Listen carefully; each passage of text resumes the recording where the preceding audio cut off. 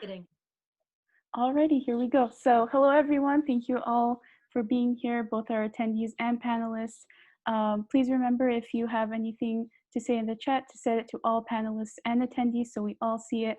If you have any questions and answers, please use the chat box for that. But I am so honored to present the Rise Up animation panel for our event. Please welcome Monica Lago-Kaytis, Trent Correy, Frank Abney, and Bobby Pontillas. So, hello everyone, woo! So I will be introducing each individual and then asking a couple questions. Then we will dive into the portfolio reviews and take questions and answers after the portfolio reviews if we do have time for that. So let's get started. Frank Abney, and just to mention, these biographies were kind of taken from Monica's introductions from the Lightbox event. They were very helpful. I learned a lot, so thank you, Monica. Nice. So Frank Abney is an African-American director and animator. He has been in the animation industry for over a decade. He has worked in games, TV, and films at studios such as Walt Disney Animation Studios, DreamWorks, and Pixar. Most recently, he has been directing an unannounced project at Netflix Animation Studios and directed the short film Canvas. So welcome, Frank Abney, everyone. Woo! Hey. Frank. It was like a dating game, Frank. You looked so handsome while she was talking about you. Just like, and Canvas is coming out when? December 11th. December 11th. Everyone set your reminders. And next up, we have Trent Correy. Oh, sorry about that. Oh, okay. Yes, sorry. Oh. I thought I cut someone off. Trent Correy is a Canadian-born shorts director and animator at the Walt Disney Animation Studios. He has a decade of experience working in the animation industry. He has worked as an animator on films such as Frozen, Big Hero 6, Zootopia, and Moana. And he has directed the short film Drop that is available on Disney+. And he is also the director and writer of Once Upon a Snowman for Disney+. That was released just recently. It's so good. Yes. And then next up we have Bobby Pontillas. He is a Filipino-American artist who has worked in the animation game industry as an animator, character designer, and director. He has worked for studios such as Walt Disney Animation Studios, Tyco, Blue Sky, and more. And he is an Academy-nominated director for the short film One Small Step and is currently animating for Disney Channel and Disney+. And last but never least, we have the incredible Monica Lago-Kaytis, and she is a Hispanic-American writer and producer. She started her career at Walt Disney Animation Studios as a production assistant on Pocahontas. And I've heard this many times, and it's so wonderful that your hair was actually used to animate Pocahontas's hair. It was used as an example. I know it doesn't seem like it would be, but I had hair like Sammy. I had very long hair all my life. So yeah. So and I didn't have a part, so I would just do this and do this. And so one day Glenn Keane said, "Monica, come here, do that thing, show them." He really wanted, of course they had someone they used all the time, but she wasn't there. And I don't know that her hair did the same thing that mine did, so. Well, anyway. You're still fabulous. You're rocking that mohawk. Monica also worked her way up as an associate producer on Wreck-It Ralph and Zootopia, which is amazing. She was the producer of Christmas Chronicles, and she runs her own production studio called Frogbot Films with her husband Lago-Kaytis, and is a producer and is a member of the Producers Guild of America, and is leading a group to increase the inclusion of BIPOC communities there. So welcome, Monica, as well. Woo. Thank you. Alrighty, so some questions I set up here for all of you. So this question is for each of you. I'd love to hear how animation has impacted each of you. Was there a film or a moment in your life that truly inspired you to pursue animation as artists, directors, and producers? Frank, you got to go first. Yeah, I mean, I feel like I tell this story all the time, but it's true. Lion King did it for me. That was my end to wanting to do this. I didn't know I wanted to be an animator right away, though. I knew I wanted to be a part of this business in some way. I don't think I thought of it as a business then, but just whoever makes this stuff, I want to join wherever they are and make some stuff too. But yeah, Lion King. I lost my dad when I was 5, and that was the connection point for me with Simba's going through his loss and struggles. And the coming future for him. I saw myself for the first time in a cartoon and as a lion, and so that really told me the power of storytelling. So yeah, that and just I guess how it impacted me, that was yeah, the power of storytelling, that sucked me in and wanted, I kind of hold that dearly to myself now in terms of like what I create. I want it to be personal and pull something real to connect with other people in that way. Frank, you are a lion, buddy. You are. You are a lion. I know. I want to If only I could transfer this up here. Yeah. I was gonna say. Who needs it? I was gonna say I'm not following that. Goodbye, everybody. My main. I'll kick off the next one. So I found myself a little different scenario where I didn't know I wanted to be an animator until late grade 12, end of high school. Some of you might have found yourself in the same circumstance, and thanks to like a great teacher, and my mom kind of like connecting my love of drawing and film. I never took art class in high school. It was like totally an afterthought. And I went to college and just like found my people. I'm sure you all went through that when you got to Fullerton, of like finding like-minded people. And I think the industry has impacted me in a way that like I went from having no idea what I wanted to do and dreading being an adult and having a career like a banker or something, and just like loving now our community and the people we get to collaborate with all the time. I've collaborated with Bobby, Frank, Monica in many different ways, and it's all about the people for me and the collaborations. So happy to be here with you all. Go ahead, Mon. Oh, well, for me, I as well, I didn't know that you could even have a career in animation. I'm a little bit older than you guys, so Saturday morning cartoons was very different. There was no like Cartoon Network or anything like that. It was literally, you were watching like Channel 7. And so I watched cartoons all day, and I would sit there with my cereal bowl, and it was literally, I was just glued. My mom was very afraid. And then I always tell the story because I was just so into animation that I would even watch Sunday morning Davy and Goliath, even though it was a very religious show, and my mother was Catholic, but my father's a Jew, so I wasn't raised with any real religion, spirituality, yes, but I watched it because it was stop motion, and I loved it. And so my mother's an artist, and when she married my stepfather, he actually started working at Disney on The Little Mermaid. He was a background painter, and he was head of backgrounds on Tarzan and all, he was on Lion King, like all the films that we all are like, oh my God, And so one day when I was old enough, I think he was on The Lion King at that time, he said, Monica, they have these production people, because I was always producing. My mom was very, very eccentric.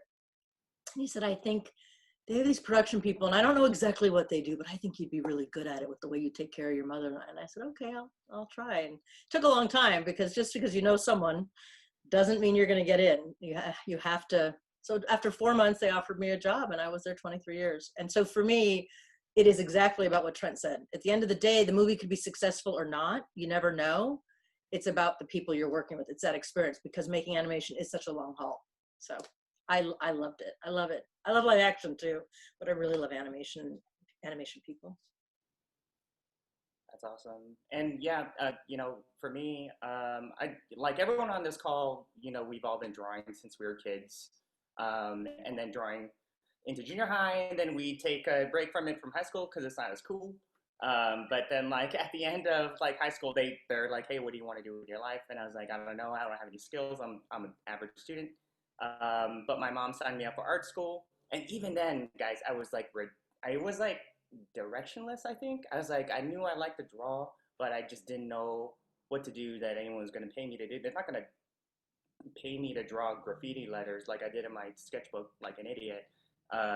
But then mine is, I've like Frank, I've told this story a ton of times too, but like when I saw Tarzan, Disney's Tarzan, it like completely changed my life. And it's funny, like maybe some people have like that one movie that just sort of opened up the floodgates for you, but for me, that was Tarzan in '99. And not only was it crazy dynamic, and you got that 3D camera like moving through the space and everything like that, Deep but canvas, deep it canvas. was crazy. It was like groundbreaking, and I was like, I'd never seen Disney do anything like this, or like animation. And then, but more so than that too, like you start to do some research on like who made this movie, like who was behind all this, magic.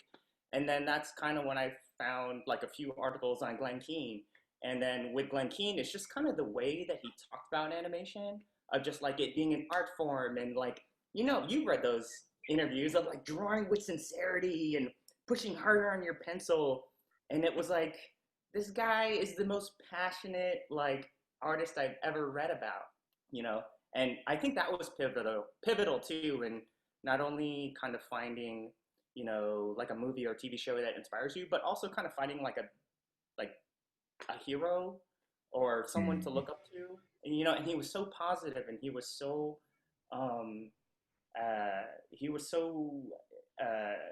just kind of like the way he talked about his medium. I think like I want to be a part of that. So after that whole watching Tarzan, coming to terms with Glenn Keane, then that kind of opened the floodgates for me.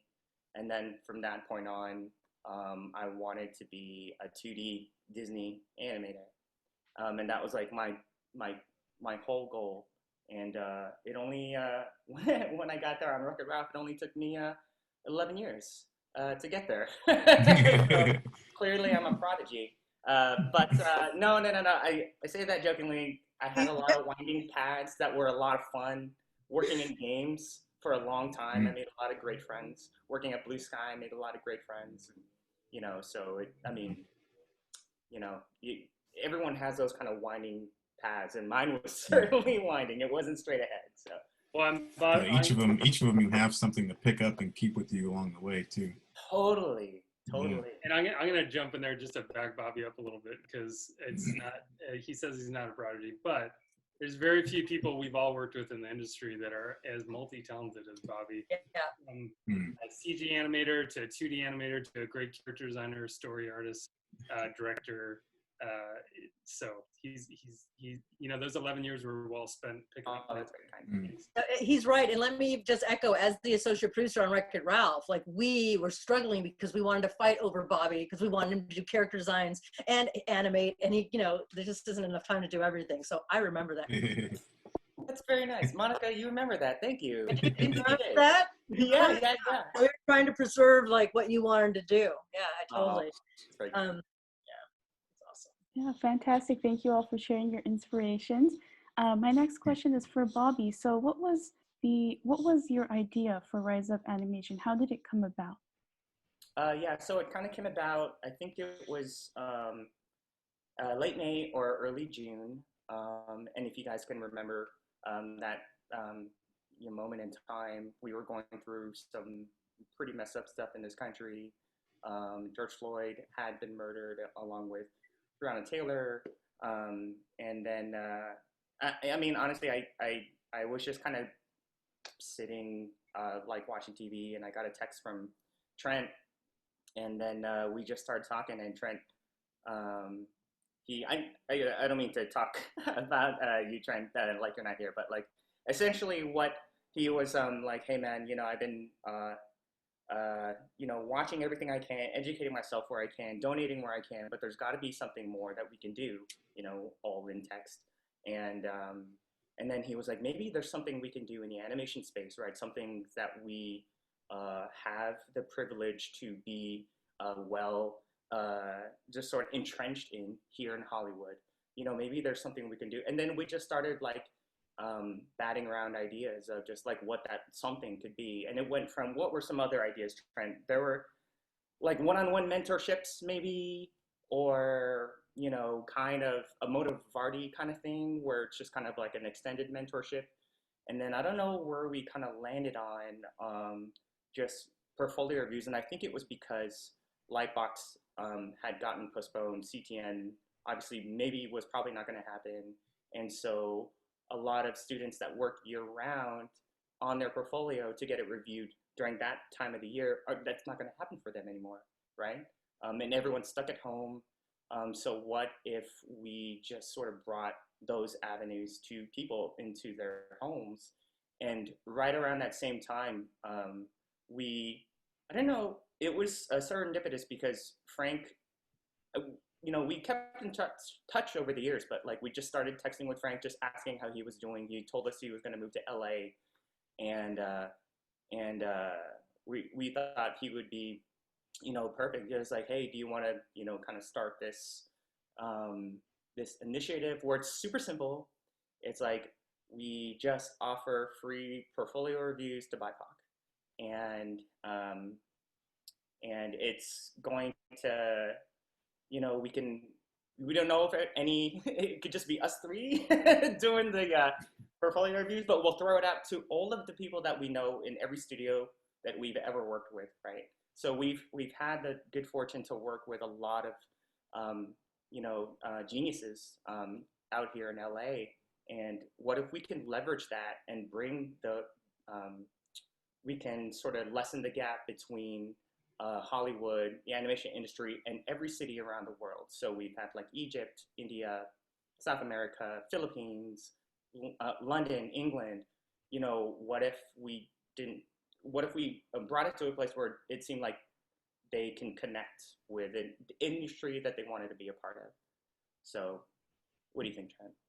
Yeah, I think Bobby nailed it. And to be honest, like it started off as a group of friends, and actually like Bobby and Frank, like they were easy people to get in contact with for this because I already knew how much they give back to different communities and volunteer at CTN, other events. They're the two that answer emails and LinkedIn's and look at reels and give back and believe in like mentorship because we all benefited from it. And then Monica, like our latest founder in the last 2 months, like she was the person that as soon as we launched on June 6th, I think it was, she was like, I want to help. I'm like, Jesus, okay, stop. Okay, I get it. You want to help. And then, yeah, and then Monica just like quickly became like, just like a huge part of Rise Up, both behind the scenes and on the mentoring side. So that was an easy decision for us too to bring in Monica. So, but I do remember Bobby that first. We did it so quick without thinking. It's like it was like a Wednesday, and I text Bobby. We text Frank right after, and then I literally sent Bobby a sketch of the three hands holding. Like, I remember it was like a little Sharpie sketch. I was like, Bobby, do something better with this. He did it, and then we posted Friday, and that was it. It was like we put very little thought into like infrastructure or overthinking it, and just said, let's dive in and figure it out along the way. So that's what we did.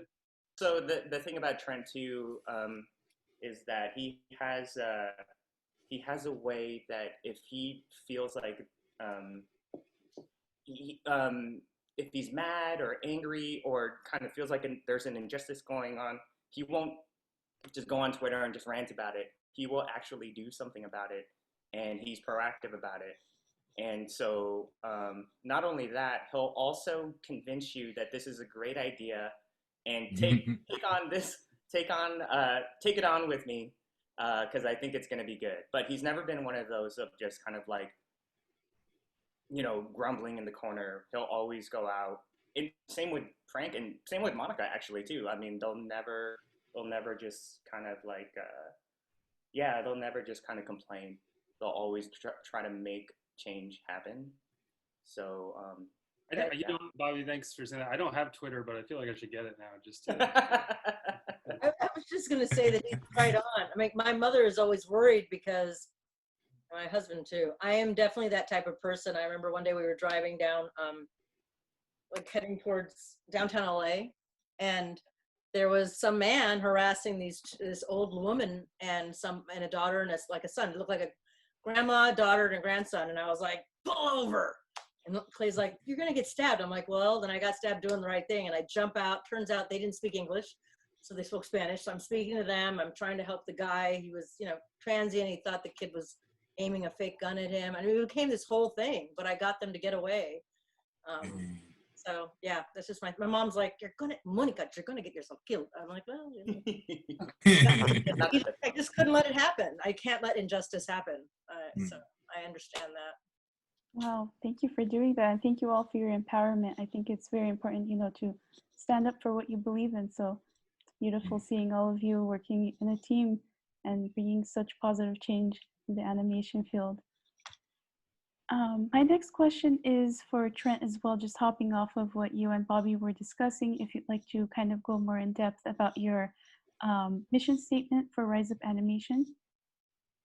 Sure, of course, yeah. So the nice thing about Rise Up is we are evolving right now. The first, what are we, 6 months? We're not even 6 months young right now, so we're still kind of growing, and we do look at a lot of other successful groups such as W.I.A, which if you don't know W.I.A, go check them out, and like Latinx, and there's a whole bunch of Black and Animated. There's a whole bunch of great communities out there.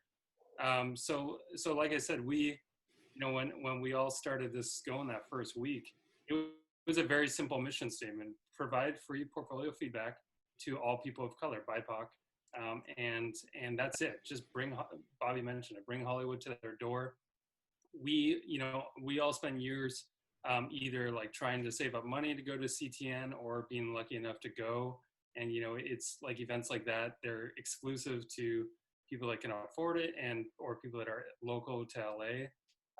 And we wanted to like get rid of that so that we could just do one-on-one feedback. So Rise Up started as that, and panels became the next priority. Panels to show, other people around the world that people that look like them can make it in the industry. We had people doing panels on my journey from Puerto Rico to LA, Black creators in the industry, Latinx artists and talents and production in the industry, recruiters come and talk. So the last 4 months that's been the whole focus. And we just only recently kind of stabilized in a place where we're like, okay, we can attack phase 2 now. And I'm sure we can talk about that later on, but that's kind of the whole mission.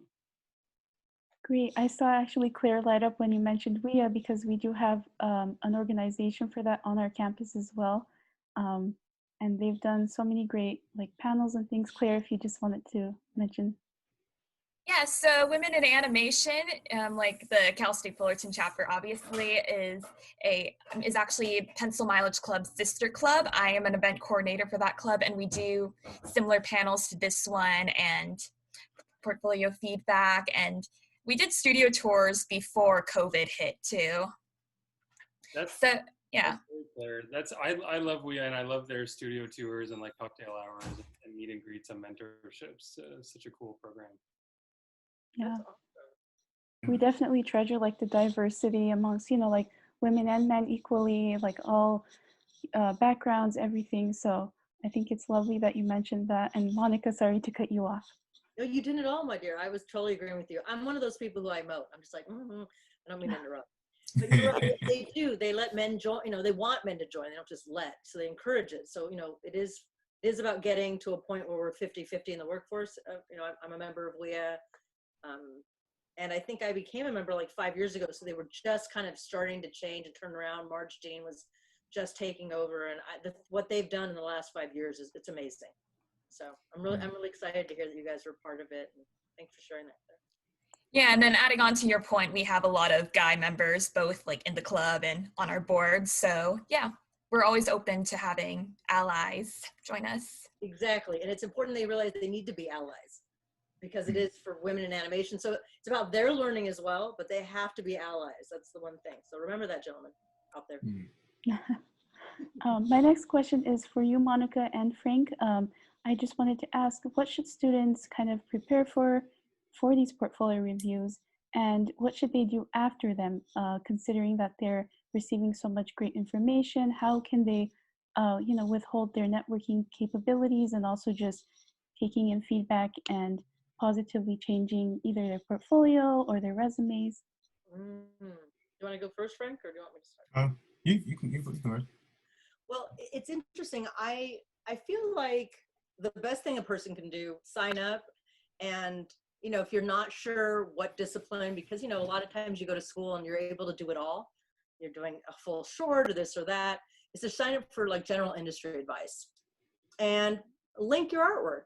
Put your best stuff on there that you can, but it can be, even if it's only a few pieces, it can be your choice. But we do like to see kind of what you've got going, and be prepared to ask some questions, because you do have this 30 to 1 hour one-on-one with this industry professional. And I think the most important thing is to take the feedback from that session and start to implement it before you sign up again. Because if you sign up right away, immediately again, but you haven't really, taken some of the feedback, which might be just about organizing your website and your portfolio in a way that's clearer, that can help. So that's just one of my thoughts. Yeah, and I'll add to that, just with with getting prepared, like Mike was saying, like putting your best work out there. That's key. And also say if you do have a certain discipline or direction in mind, like go full on, like tailor your stuff for that. I mean, it get real sometimes where it's kind of you want to do everything, and there's a place for that too. But yeah, if there's a certain studio you're going after, like making sure you're tailoring your work to that studio. Like if I were applying to say Pixar, I probably wouldn't have like my more exaggerated cartoony type stuff on there, or but if it's just feedback, it's fine to have all that just to get the work reviewed. In terms of the feedback afterward and returning, sometimes sometimes I would bring that work back to the same person, offline, if they allowed me to. I would ask them if it's okay if I keep in touch to show them again, just so they can see the progress. Because whatever notes they gave, there may be something specific that they're seeing or whatever it is, and I just want to make sure that I'm hitting whatever they saw, or if I understood the note correctly. And just in terms of like coming back or just networking in general, I was mentioning this recently. Just focusing in on the relationships, and sometimes it may not be about just putting the work in someone's view to get feedback. Sometimes it's just catching up, or it's just seeing what's going on, like learning about their journey, seeing how you can learn from that. And yeah, because those relationships are gonna keep you going through the industry. I think also including your fundamentals. Like I think a lot of schools right now, and I'm not suggesting yours does this, but I have had a lot of mentees where their instructors have said, oh, and they just put the type of work that they do, which is their own style, which is great. You want to have your own style. But if you're applying, like Frank said, to a specific studio, you want to be able to show them that you're not going to copy something. But I always give the advice, like, well, maybe look at one of your favorite films, like maybe a Pixar film, Toy Story, and create a brand new character or set that would live in that world, that could work, but like nothing we've seen before, but so you can show some versatility in your style, because that makes you more hireable. The other thing I wanted to mention for production management, so that's the big difference, right? So for production management personnel, I think the best way to prepare is to look at resumes, and it's something that we'll talk about when we start looking at that with Sammy at the end. But it's something I want to kind of mention early, is that unlike an artist who has, I don't know why this is in the world, it just is, but it, like at Disney, in my experience for all the years I was there, the artists get a little bit more leeway to be more creative. So their resumes can be, if they were to have a resume, because they have their portfolio, they don't really need a CV file, but they can be more colorful or have a little caricature or these or that. But generally production people, we can add pops of color or use an interesting font, or maybe put a little image of ourselves. But at the end of the day, we're expected to be just a little bit more buttoned up, a little bit more professional. And so, so you definitely want to kind of go the tried and true way and be very clear, because you have one chance to make a first impression, and it's really that resume. And if they like it, and they're not like, if somebody looks at your resume and they're just like, I don't even know where that, can I swear? I almost said about you know, if they, sorry, if they don't know where the heck to look, then they kind of, you know, recruiters are just going to do that. You don't want that. You want the opportunity to get in the room, so then we can see who you are, see what the person is behind that resume. Yeah, that's a good point to echo in the work side of things. Like when you're, you know, getting prepared for that that review, or getting your work looked at, or just I mean, just working in general on your own stuff.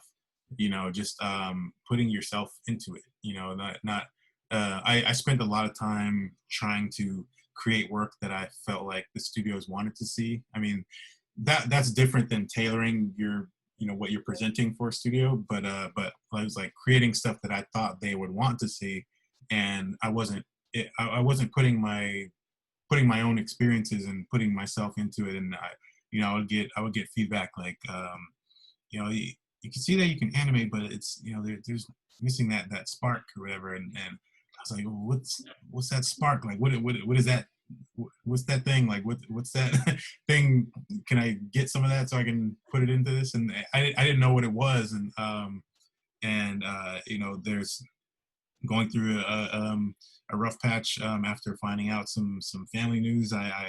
You know, I animated something to how I was feeling in an interview that I found, and that kind of that started opening the doors in terms of hearing back from these film places that I was applying to, that was pretty dry before, and that kind of told me that, oh, okay, there's something different that's happening, and it's you know, I think it was the pieces that I decided to start doing after that all came from finding either a dialogue piece or a pantomime thing, something that was personal, something that I'd gone through, or something that, you know, I could put something special and specific to it.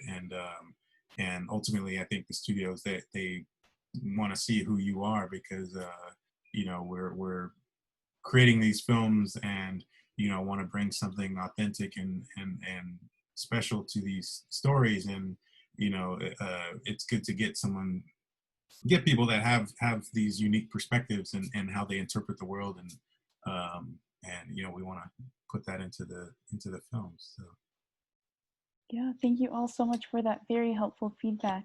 I think right now is a good time to actually hop into portfolio reviews.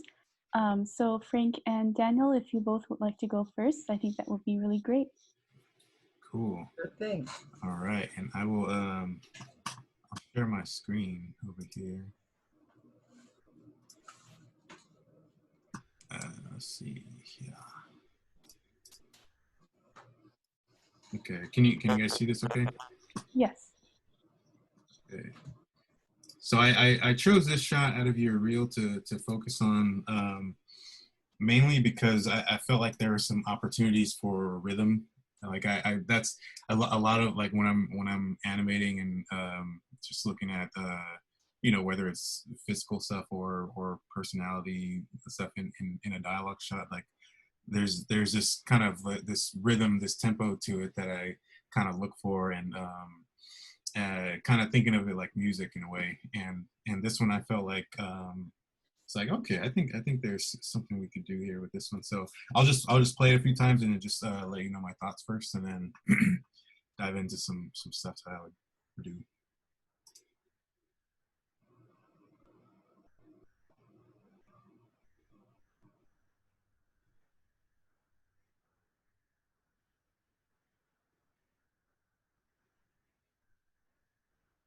Mm-hmm. Actually, before I play it again, let me ask you: are there any caveats? You know, things that you wanted to get across with the piece, just to make sure I'm on the right page.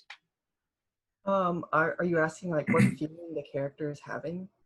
Is that what you mean? Yeah, that and just caveats in general. Like, yeah, both on that side and the technical side. Anything Well, I you want to add suppose about it? what I was trying to go for was that, like, she's facing an opponent that she thinks she can beat easily, so she hits the first ball with like big confidence, and she thinks she wins the game just by hitting one ball at him. And then they do something crazy and they launch the ball back, and she's taken off guard and she has to run to catch the ball, but she misses at the end. Okay, yeah. So the so the thing that I was feeling, I'll play it one more time. Um,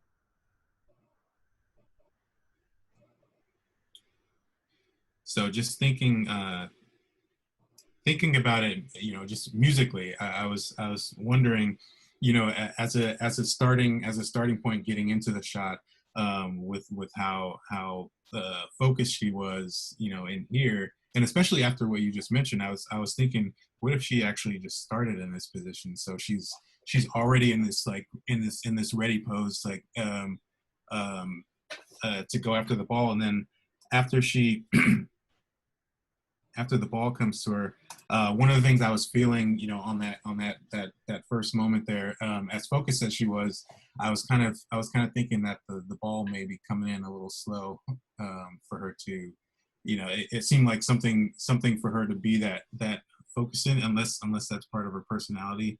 I was kind of thinking that is like, this is maybe a formidable opponent, so I was kind of expecting the ball to come in, with a little more heat to it, uh, but we can, just, I guess, texture wise, I think you can probably say that for the second one, but I do think we could probably, amp up the timing a little bit, but as so the ball comes in, so I'm thinking when the ball comes in toward her, just thinking of the composition, if the other opponent is, maybe screen left on the other side, if you were to pull the camera back, just thinking to share some of that space, maybe we can have, let me use my pen here. Maybe we can have that ball, I don't know, maybe start here and make its way to screen right, Mhm. or maybe up here.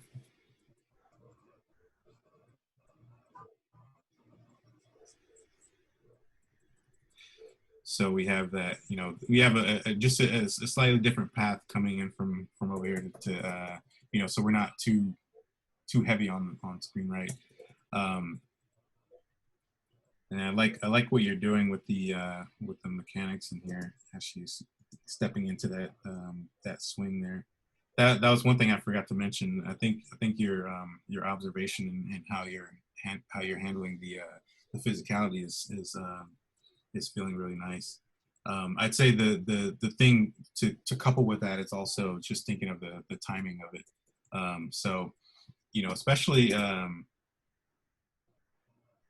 in this area here, like, I think you had something there where you had that wind up and then but I think you could exaggerate that a little bit more. So, I'm kind of thinking of, if you remember, or I don't know how old you are, but the Batman animated series, back on WB, they had the Batman animated series and Superman. Like, there was this really this punch to the timing of it. Even, like with that wind up, as she pulls back, she could see it coming and then get ready and have, you have this buildup of that timing, and then the release of it to really, show, where'd my pen go? Show her, just show that aggression, that you've already set up, and how she's starting off in the shot. Even if the ball comes in, on the slower side, you're establishing that personality in the beginning. Like, she's like, okay, whatever, she could be playing a 5-year-old or something, but she's still gonna bring that same level of intensity. So, just wanting to see that more in the hit. And one way you could probably do that is, in that wind up, when she's coming out of it, maybe drag those arms back even more. So, leading leading that turn, coming out of this pose, leading it how you're doing right now with the shoulder, but maybe there's some kind of shape manipulation you can do in there with like having this energy from this pose turn into, just shooting up that shoulder as she's bringing that arm through from behind. And then this pose, you have these two, you have the ball hitting off of the racket there, and then the release there. I think spacing wise, you could probably, so if you hold this back a little bit further, like say we may not even see as much of the racket. Sorry, this pen is, I should probably not make this as thick. Maybe this one, we're still coming out of that wind up.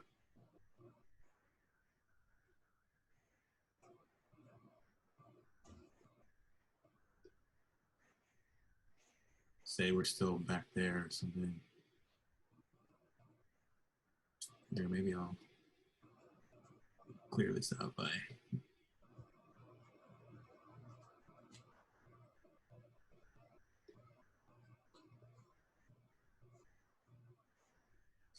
Drawer is a little crappy, but hopefully you get the idea though. So coming out of it, and then in the next shot, maybe to also show some of that power, maybe her arms are fully extended, and maybe just for clarity, like the racket is more to camera, and we see the squash on that ball as she hits it, and then we can see the release of it. You could either just so we can read it, hold it there another frame, or maybe after hitting it, just so it's clear, we can maybe space out the ball a little bit. And you may be able to separate it completely from the body, but I'm just thinking just in case of how that plays, because I know you're hitting it kind of coming at us, so wouldn't want it to seem like it's going off to screen left or anything, but just some way of, you can even exaggerate it in the foreground here.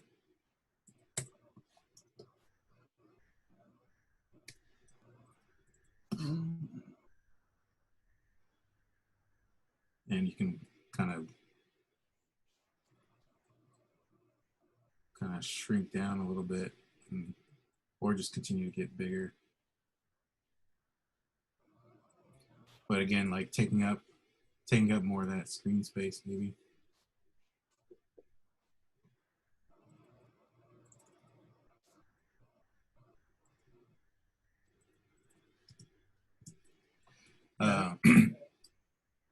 Sorry, what was it?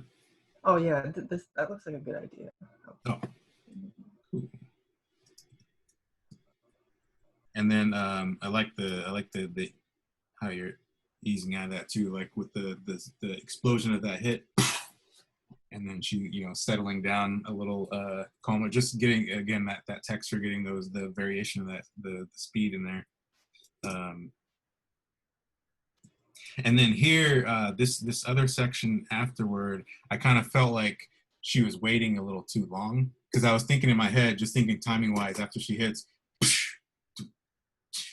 just thinking of when the timing would be of that other person hitting back. I was like, how long is the court maybe? Yeah. But yeah, I think just kind of getting some of that, shrinking some of that timing down. And also, since you mentioned the idea about her maybe thinking that she's won, maybe it's a thing that you can play with. I don't want to kind of destroying a little bit of what you have, but just idea wise, just to get the idea across after she hits. Maybe it's one of those things where, just confidence wise, she can, maybe start to celebrate in some way, whether it's, kind of tossing the racket to herself and walking off, and then the ball comes, she's like, oh, and has to like scramble back because the ball got hit back, just something to like again, break up that timing. So you have the calm of after the hit, and then, you think everything's fine, and then and then the scramble back to try to get the ball when it comes back. So like, something in this area here, like that takeoff, having a broader, maybe a broader take, leading into the scramble of it, and then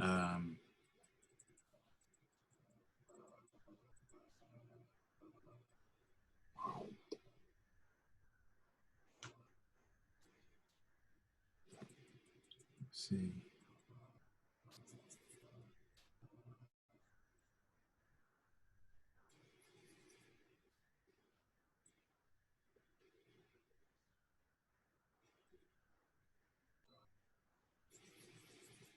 Even pushing,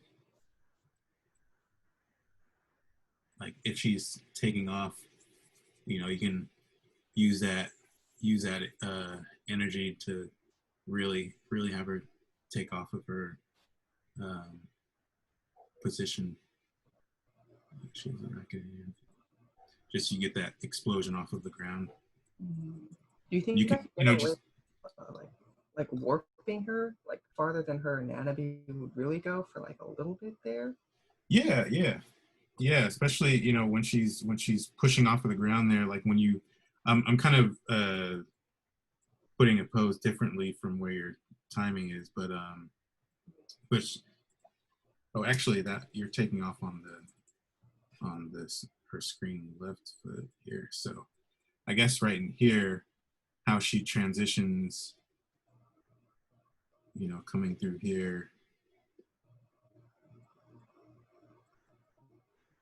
you can stretch her out a little bit more. Oh, for this pose, Having her kind of coming off of that, and just keeping that same flow in mind with how you're launching off of that ground and how you're carrying that through your shoulder and your arm and the racket, dragging that arm behind. Sorry, and for time's sake, I'm like shitty scribbling. Yeah, I understand. As long as we get the picture. And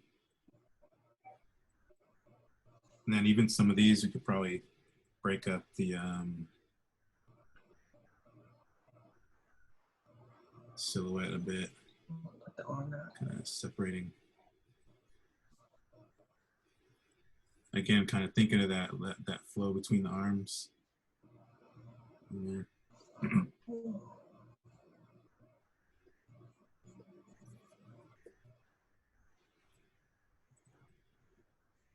And then I think you have an opportunity to get a nice arc in here from that wind up.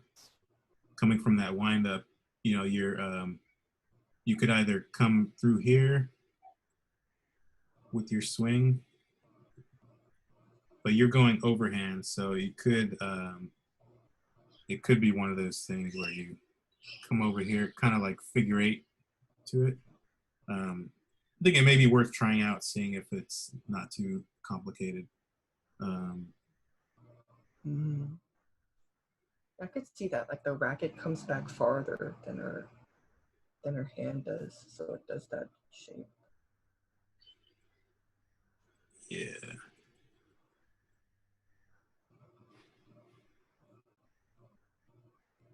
And I wonder, in the actual hit, just again to show that aggression again, like thinking of how much power she's putting into that hit, like as she's coming out of that wind up, just thinking of how much effort she's putting in to get that desperate, she doesn't want to lose, that's the last thing. She'll throw herself in danger before she loses to this person. Just thinking, personality wise.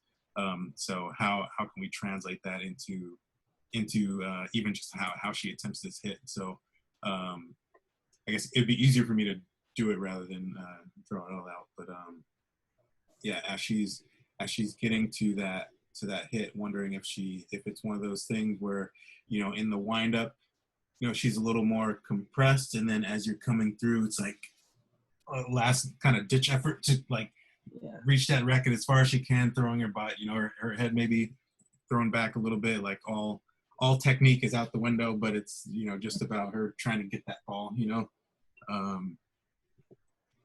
just to try to play into, not just thinking of the mechanics of it, but thinking of how the personality can come out through how her movement is interpreted and given to the audience.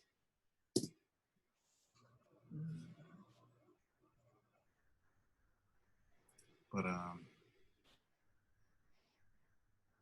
yeah, that's just my quick 2 cents on there. I think you did a really nice job. How you how you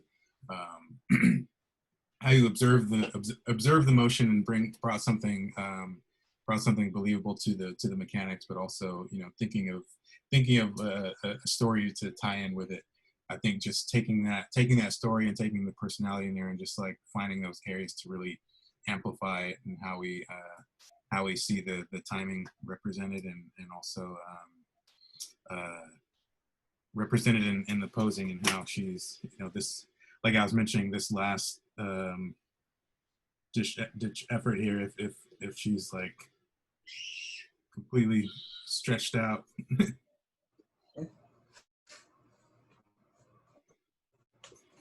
Just trying to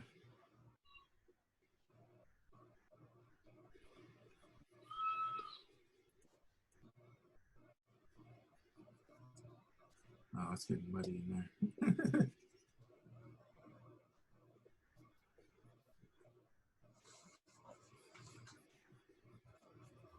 How she tries to go after that,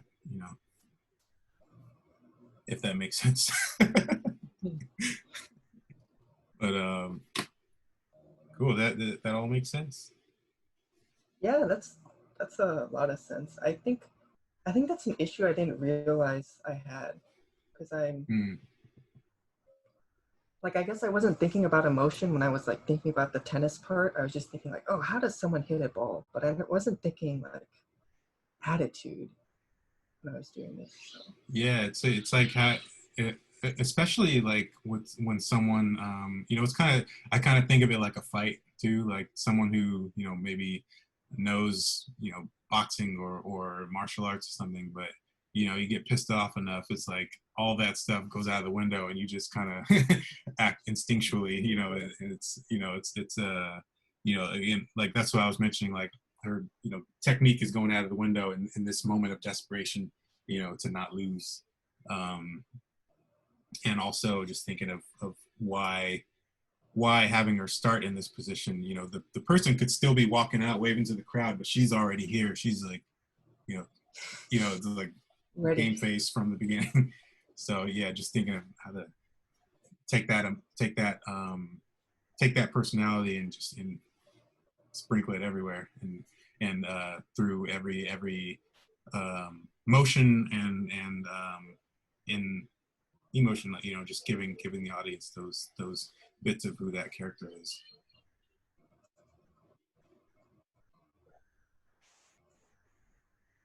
I'm just writing stuff down. I don't want to. Oh no, you're good. You're good. But yeah, let me know if you have any questions. I mean, you send me, so you have my email. So let me know if anything comes up and that you need some clarification on anything. I'd like to see it again too, if you take another pass on it. Yeah, I'll try to make some changes. Cool. Well, thank you so much, Frank and Daniel. That was really helpful. With just including emotions and more exaggerated poses. I think we all learned a lot from that. And and I know it's quick too. So yeah, again, like if you want something a little more in depth, we can talk. Awesome. And then I'm next always up, someone who comes up with my questions later. Like I'm trying to think, I gotta ask him something right now, but my brain. Oh no, that's all good. Don't worry about right now. Thank you both. That was awesome, Frank. That was awesome. Really. Well, that's the first time I've actually been able to be present to watch. I was just like. Oh yeah. Never gets old. Wonderful. Yeah, We were definitely yeah, it's really mesmerized. good, Daniel. So And then, Bobby's gonna go next, right? yes, Bobby and Claire. Hello. Hi, Claire. What's going on? How are you doing? I'm doing fine. It's great to finally meet you. I've been to so many of your panels over the summer, and I can't believe we're here. You need to ramp up the energy a little more, Claire, if we're gonna do this. You need to kick it up a notch. No, I'm just kidding, Claire. You're amazing. You're the most outgoing mentee I've had so far, and most excited mentee I've had so far. And I've been doing this for 90 years. But Claire, thank you again for showing me your work. I'm gonna go over the Queen of Heaven project, if you don't mind, and we Yeah, of can course. sort of talk through it. I'm not sure if it's a current project that you're working on or something that's kind of something that you did in the past and you're moving forward. But I think the most that I can offer up is feedback, not for you to go back and change anything that you did on Queen of Heaven, but maybe moving forward with projects that you do in the Yeah. From now until you graduate. How much time do you have left? I have about a month left, so it is Cool. good that we're doing this. Well, okay. No, that sounds good too. How are you feeling? That excitement, nervous? I have a lot of mixed feelings because Oh. obviously you're graduating online, technically. Man, I get that. And then beyond that, anxiety, like just kind of like you know, you can't wait to be done with school, but also kind of the job world is kind of scary, and I feel that all the time actually. I don't know why I still feel that, but like I still feel that. So know that we are with you. I'm gonna share my screen, Claire, Thank if you. you don't mind. We're gonna start out with Queen of Heaven. And I'll kind of go through it. Usually, what I'll do in Rise Up Animation stuff, I'll talk through it with, and I'll have the artist like talk through it with me. But in the kind of spirit of sort of time saving, I can go through it myself. And please feel free to chime in if I screw anything up, or if you want to just kind of say anything about like any of these pieces. But yeah. Yeah. So this is actually a project that I did for a class last semester. Mm-hmm. So yeah, you were right about this being kind of like a project like I can take like feedback from to apply to future projects rather than going back and fixing everything. Okay. Yeah. That's great. That sounds good. And I'll sort of get into it. So here we have first page of Queen of Heaven. So we have our two mains. Jinghua and Mapo? Yeah, Jinghua and Mapo. Yeah, Mapo is, I think, a type of tofu. My parents suggested the name as a joke and then we rolled with it. Got it. So we have the Queen of Heaven, our main project. We have a description of the story. It's loosely based on a Chinese legend, the Queen of Heaven, follows Jinghua.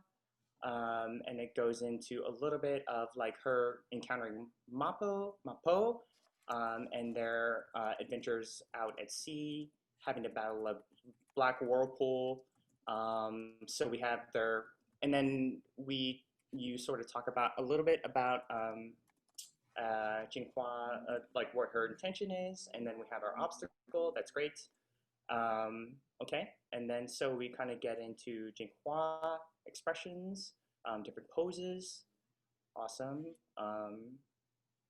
And then we go into the turnarounds, just to break down the character, the shape language of the character, the costuming of the character, hairstyling of the character. That's great. And then we kind of break it down even more.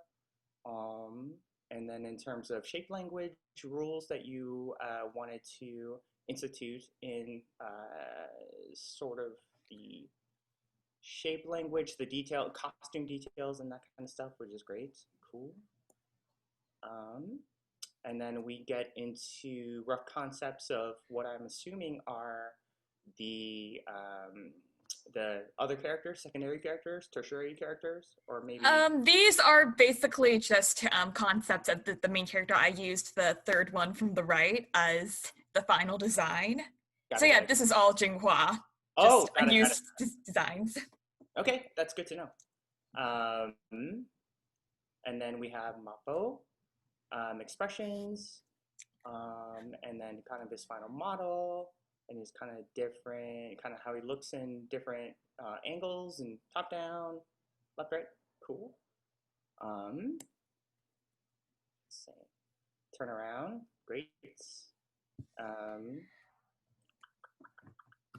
And then sort of design breakdown,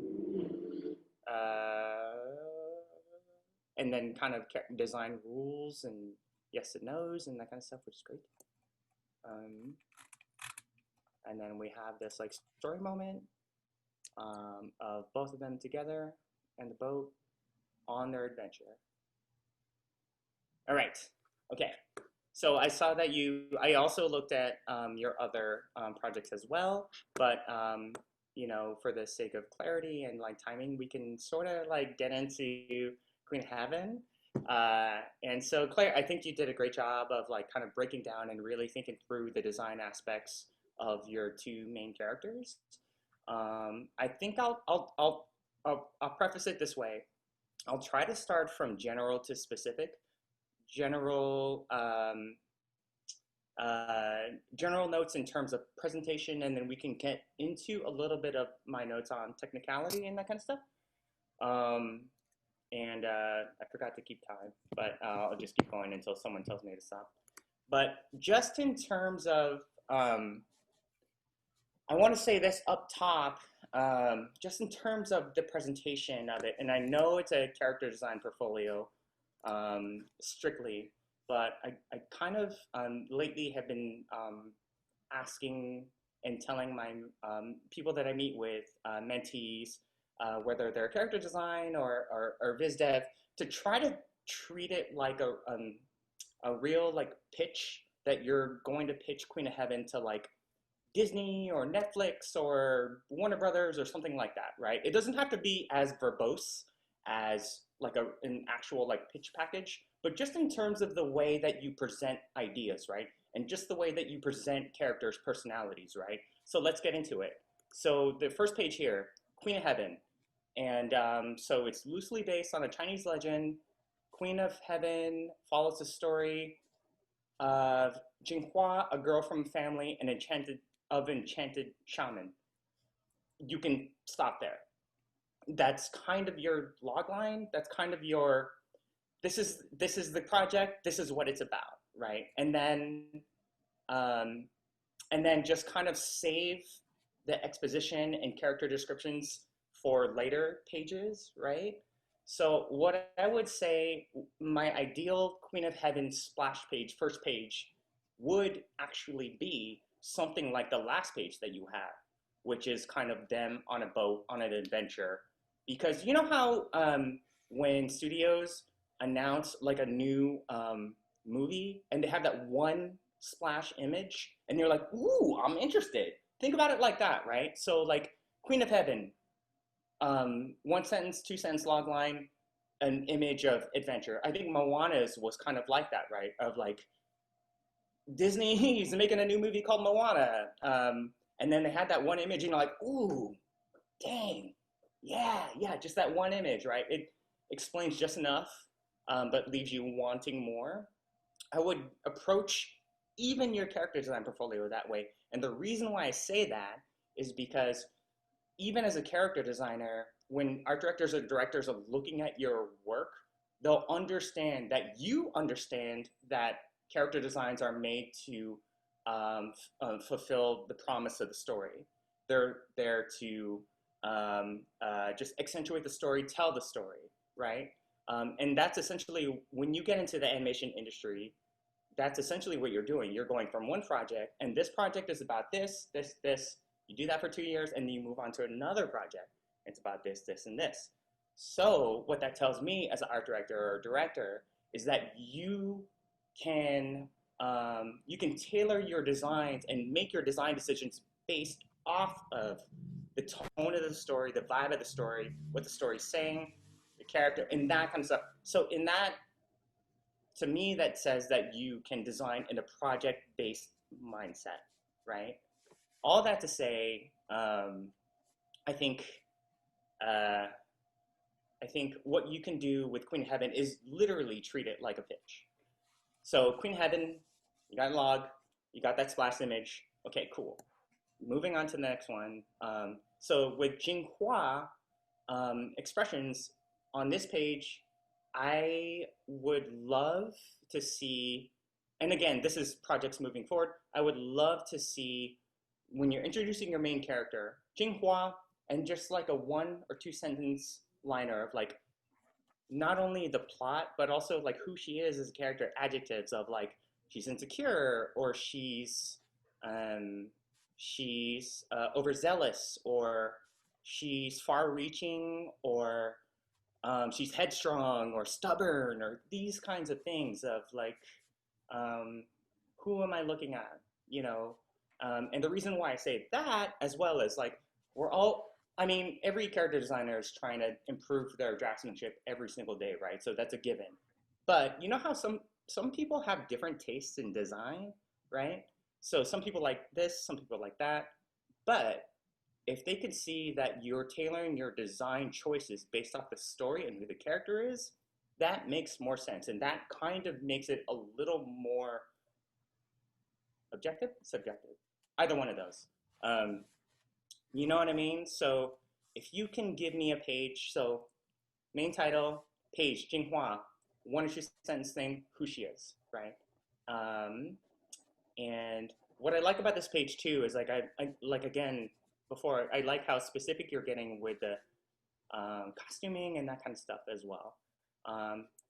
One little technical bit, you said at the end of this first page, with the help of a wooden wand inherited from her father, which is great. I dig that idea.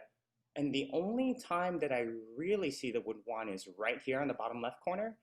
And I think the way that you've presented it, silhouette value-wise, like if we blackened in the pose, it's not, I feel like it's a hero wand, right? like it's a hero wand that is very special. It's like a Harry Potter wand, but the way that we're presenting it is a little bit concealed. So it was a huge part of the story. What I would do is I would showcase it in any way that I could, whether it's like, this is a bad pitch. It's cliche, but like, yeah, or like something, or ha, horror, or something like that, right? Like where it stands out and it's an actual thing. Because I think the first time I looked at this, I was like, where's that wand? Oh, there it is. It's hidden in the costumes. And just so kind of like, if you have a hero prop like that, I think you would want to showcase it a little bit more. And we go, okay, so this is cool.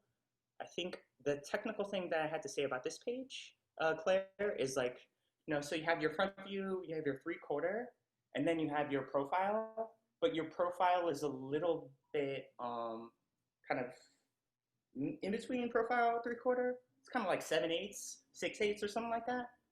Like, I think, if you get into a studio that really values their turnarounds, you're gonna want to get that pure profile view, right? So front 3/4 profile view.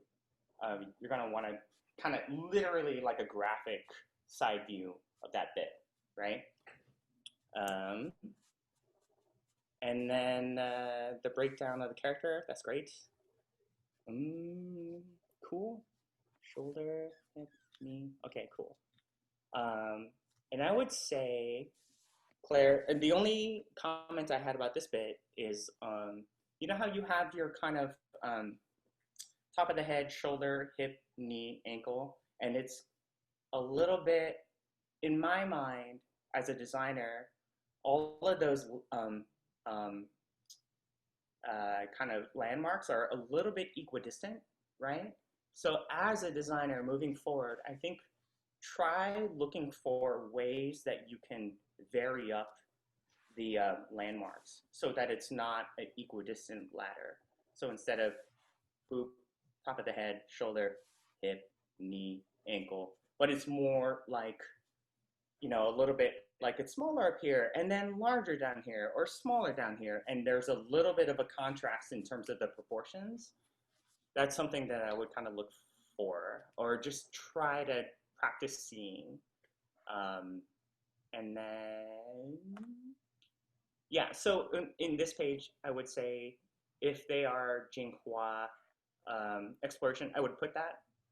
Another presentation thing, I'm kind of going back and forth between technical and presentation stuff, but like I would say, I would label it Jinhua exploration, right?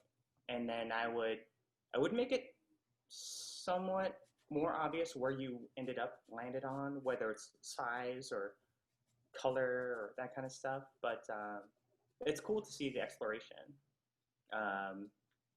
And then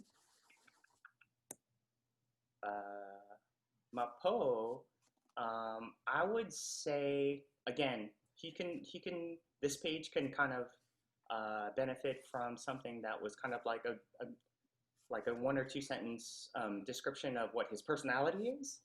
And so that we can be like, oh, okay, cool, awesome. Whether he's conniving, like scheming, that kind of stuff.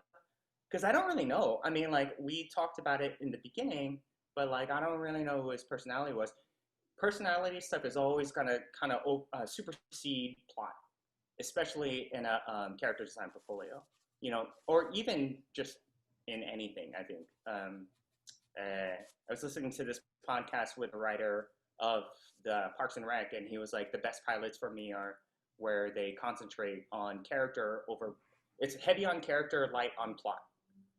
So I think the same can be said about like portfolios, and especially character portfolios, of just kind of like, you know, it would behoove you to sort of develop the character's personality a little more, and then the plot is just the plot, right? I mean, you know, and this isn't a story artist portfolio. So I, again, rethink how you would, you know, just sort of present these characters with a little bit of description. And I know you like to write. It's very evident. So, and then the one that you have colored, Claire, it's a little bit of like, out of every drawing that you have here, the one that you colored is a little bit neutral. The expression is neutral, the pose is neutral. And so I wonder if you can if you're gonna make a hero pose and color it, to choose something that's a little more, he's in danger, he's happier, he's angrier, and that goes back to the character description part, right? You have the bit of writing, and then you show it in the drawing. Felt like I talked forever, but like, okay, yeah, so the turnaround, great, and this is kind of like, my only technical note about this bit is one mistake that I see a lot in student portfolios is that they don't give enough of it. Like on the profile view, they don't give enough space in the back of the head. So I think in humans and animals, I think for some reason, we all tend to shrink this back part. And the reason I think we tend to do that is because there's nothing going on back there. There's nothing interesting, right? The interesting like bit is the face. And so we're like, who cares about the back of the head? But there is a lot of mass back there, right? So I think, I don't know, there's something about that. Like, there's a lot of mass back there. And so to pay honor to the back of the head mass, I just start to think about that, you know, in your future work. Cool. This is great. Yeah, and then the last bit I'll say, Claire, in my long-winded background bit is, if you're going to do like a story moment like this of our two mains, our two-hander, I would try to give a little bit more of a storytelling bit, whether it's funny or whether there's a conflict, or whether there's a clashing of personalities, right? Because so as I see it now, Claire, it's like our two mains are on a boat and they're sailing, right? Which is fine. That's cool because we kind of get a sense of what our adventure is going to take us on. But like, if you can try to interject a little bit of drama or pathos or comedy or a little more of a storytelling bent, right? And what I would suggest too is like write it out first. Like write it out of like, they're on a boat and they're out of food, and they're kind of fighting over the last bit of food on the boat. Okay, that's a bad pitch. Maybe one of them, like with the Moana thing, I think they were like facing a gigantic wave that it looked didn't look like they could pass through it, so there was kind of a little bit of conflict there. Maybe these are all going to be bad pitches, but maybe Claire isn't so put together anymore because it's their 7th day on the sea, and maybe she shedded all of her regal clothes and her hair's a mess, and I don't know, maybe Mapo is using it as a sail or something like that. Something that gives a little bit of like a storytelling bent to it, Let's throw out ideas, guys. Let's make this a writer's room. Not to take up too much time, but like I think you get my point. Like I think like some sort of bit that shows either their personalities, and how they have to contrast too, right? So just think about that as well. But if in all this you're like, I'm already done with this project, dude, stop talking about this project. Things to think about moving forward. I'll stop sharing and stop talking. Yeah, I actually had some notes on the last critique you had of the environment drawing. So my intention was definitely, it was similar to Moana, where Maui and Moana are on the boat and they're fighting over like how to navigate. So like it was kind of similar for Mappo and Jinghua, where they first meet and he's like really deadpan and she's like trying to figure out how to get the boat in the right direction. And he's like just navigating. It's like, it's that way. Yeah. You just want to like go a little bit of a I think at that point it's like it'd be fun to just show the contrast of their personalities, whatever that means for your story. Got it. Yeah, that was really good advice. Thank you, Bobby. Thank you for showing me your work. Yay. Thank you so much, Bobby and Claire. That was very helpful as well. And then next up we have Trent and Riley. Hey, that was awesome. Gosh, what am I gonna say after about feedback? That was amazing. You brave souls, Claire, everybody here. Claire. Riley. Hey, thank you guys. I'm glad you liked my portfolio. That was definitely an experience. It's so cool though. I don't know if you can see my screen, but I was taking notes the whole time too. I was like, oh, that's a cool point, Bobby. I love that, Bobby, you were looking at it from a perspective too of like pitching a show, and I've seen stuff Bobby's pitched over the years, and it's so cool to hear you say that out loud. So thanks, Riley. Yes. So whenever I start my Rise Up animation feedback sessions, I always ask, and by the way, the reason I kind of saw your portfolio and it stood out to me is because I'm like, oh, I was a lot like, I think I was a lot like you in school too, where I was drawn to like design and graphic design, animation, storyboards. I kind of loved a lot of different things, and your stuff jumped out to me instantly. So thanks for letting me take this on. Yeah, First thank question you. I always ask is, what's your dream job? Like, what do you see yourself in 5 years, 10 years? What studio, what position? What is like, if you could do anything, what would it be? I've always been drawn to animation just because of the aspects of like community and like working together with people. And I've always been drawn to like leadership within that role. So I've always really been super interested in directing at some point in my life. And whether that be like directing or just being in a leadership position, I'm not sure if that's exactly where I want to be, but I want to be somewhere where I have control over the art and story. Awesome. Yeah. And Riley, to that point, is there like, do you see yourself, oh, I want to be like a showrunner at Nickelodeon and make the next SpongeBob? Or do you want to like work at Disney Feature and make the next Moana? Is there like a studio or a type of look or project you'd like to work on? I think there's been a big impact in my life on like sitcom shows, and like television has always seemed really accessible and like a good way, or a good way for entertainment to reach me. So I think I've always been really drawn to television. Awesome. Yeah, and you know, I could see that in some of your designs here, the kind of like sitcom or you know, Adult Swim or Family Guy type stuff. So it's really cool to hear a little more about you. And the directing thing makes sense because, like I said, you kind of dabble in a whole bunch of different things. Now, one thing I was going to mention, I was kind of assuming you might answer that way, that you'd like to be a showrunner or a director at some point based off your work.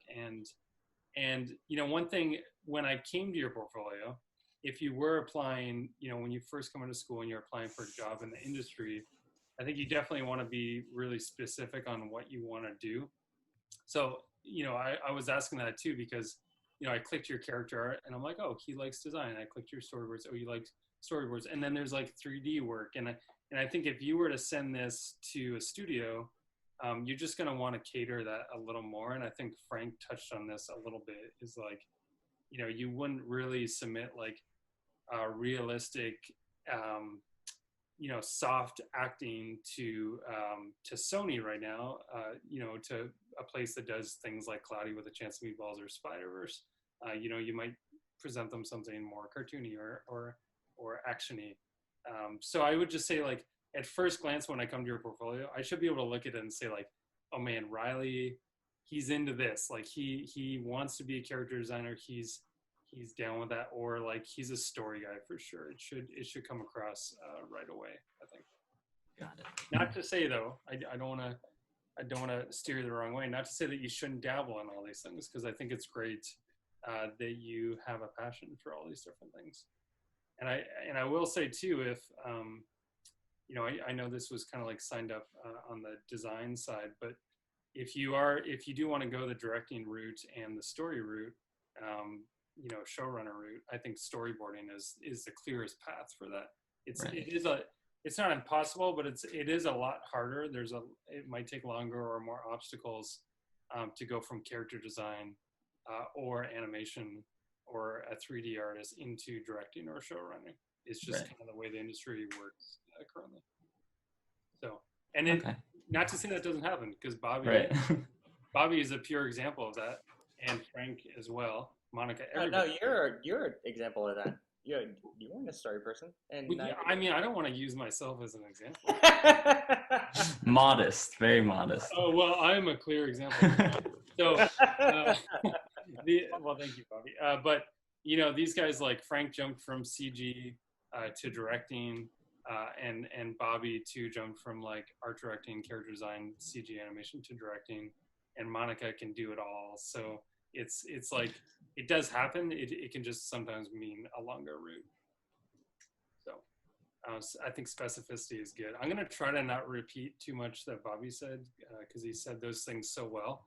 I do love your graphic designs here. You have a lot of like maturity in your design in terms of like straights and curves and proportions and that sort of thing. I think it's far better than I was when I was at your point in education and college.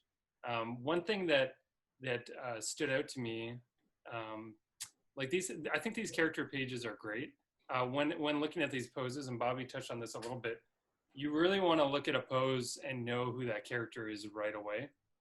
And, you know, I'm getting a little bit of that with the fishing rod here. I think it's nice to put like props or put them in environments where they're playing off other characters or other props or scenarios, but you should be able to, like, that pose should be so specific to the character that I should look at them and be like, okay, I know exactly who that character is.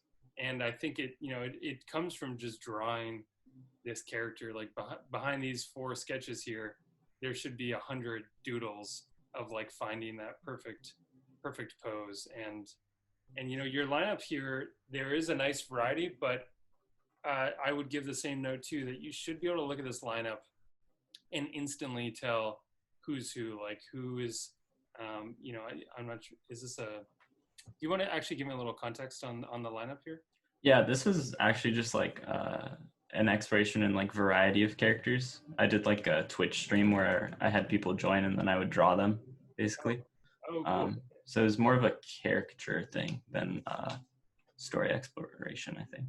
Yeah, well, it might be good to just, because at first glance, to me, it looks like a lineup for a show. And because it's a character thing, which I think is great. I mean, you should totally put like characters of friends or, I think that's really fun for you to play off that stuff. But at first glance, just clarity is everything with not just drawings, but your portfolio too. It should be super clear, because when they're reviewing this stuff, recruiters, artists, they're tapping through it very quickly. And at first glance, this was like a high school class to me. And I was like, I can't tell where who the bully is or who the like smart kid is. And I wasn't getting that from their poses and designs right off the bat. So just clarity in mind for that, I think, is great. This stuff cracked me up. This picture dude and this middle finger alligator dude, lizard dude. Awesome. Thank you. So for this one jumped out to me too, and I did watch your storyboard on, what was his name? Was it James? James, yeah. Yeah, James. Cool. Yeah, I would really like do, there should, again, a sketchbook full of facial expressions to really push the stretch and squash, see where you can take those expressions. Again, like you can think of it as a lot of the great designers out there, the Jin Kims, the Bobby Pontillases, they're animators, so they flip 2D animation. It's not a bad idea to practice that, where you're actually like animating a stretch and squash or angry to a sad, because you're learning those emotions and you can apply them to your packets here, which I think would be great. Like you have some more push stuff here with the Toucan Sam dude, which is hilarious. Thank you. Yeah. It's really, it is really fun stuff though. Like I had fun scrolling through here, and it's nice to hear that you're kind of into that. The reason I asked like what studio you wanted to work at is, I do think it's good that you're, there's some designers out there that I do tend to like the portfolios where you look at the design portfolio and you're like, that person can draw anything. Like that's an instant hire, right? Like if you come across Corey Loftus' portfolio, and now he's like, don't start comparing yourself to him because he's a freak of nature, but he is like, you look at the stuff he does and you're like, he could do cartoony graphic or the most realistic, or he's probably the best prop designer and probably the best background designer too. He kind of encompasses it all. And to me, as a director now or a leader, I look at portfolios like that and I'm like, man, I want that guy at Riley. That guy, no matter what project I put him on, whether it's like a sitcom or like, Tangled the series or Moana the movie, he'd be able to do any of those. And I think like, to me, that's what makes the Bill Schwabs of the world, the Corey Loftus, the Ami Thompson, they all stand out because they can just draw. I mean, they really don't put the pencil down, and they don't just kind of target themselves towards one thing, which again, I think is very cool that you have a clear idea in your mind what you want to work on, because these are all super, super fun. Yeah, these are great. So yeah, I mean, I'd start pushing the expressions and go too far with everything. The poses, go too far, pull it back. It's always easier to pull back than it is to try to inch forward. So these expressions, I can kind of tell looking at them, what emotion you're trying to convey, but it could be, if I'm scrolling past or clicking images, it should be an instantly recognizable to what that character is feeling and who that character is. Cool. Thank you. Yeah, and these are fun, like little exploration sketches. If this was your portfolio going to studios, I would recommend, like, I wouldn't have your reference there. Okay.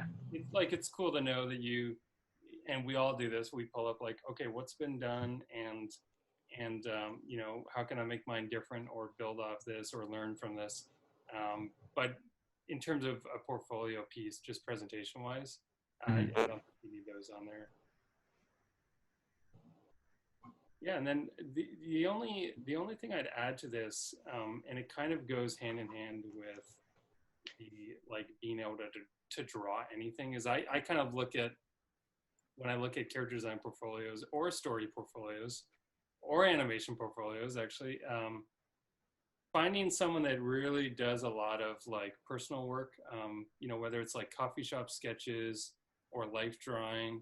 To me, that shows two things. It shows obviously that they can draw a character from any angle and any pose, but it also shows that you're passionate about drawing, that you like, you know, to me, that if I'm not meeting you in person and I'm just seeing your portfolio, I start to think like, wow, this Riley guy, like he's like drawing at bus stops, he's drawing at the beach, he's drawing in coffee shops, or like he's drawing every car and motorcycle he sees, you know, whatever that thing you're passionate about is. It shows me the drive, animals, the zoo, that sort of thing. So I think a sketchbook of some sort is great to add to this. And I would recommend, you know, I'm a big fan of like Alan Ostagar on Instagram, and Natalie Norgott, who's under her tag, is that what the kids call it? Her tag is Tally Chick. These kids, they're like the future of Disney, and they draw everything. And I made the mistake one day, we were talking about life drawing earlier, of like sitting between them in a life drawing session, and that's the last life drawing I went to because I got discouraged. You know, us as artists, I looked beside me and like, I'm struggling to like draw a foot, and Natalie's like painting. She's done drawing it. She's like painting it and like drawing something else like a dragon.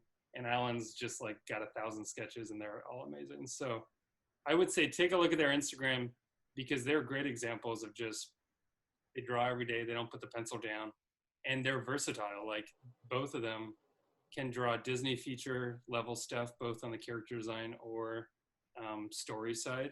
But they could also do sitcom stuff. They could do Adult Swim. They could do like, you know, Gravity Falls or Wander Over Yonder, whatever that push thing is. And again, it's always easier to come from that realistic side and bring it back to the cartoony world than it is to build off like cartoony stuff and make it more realistic. So, you know, keep up that life drawing and all that stuff.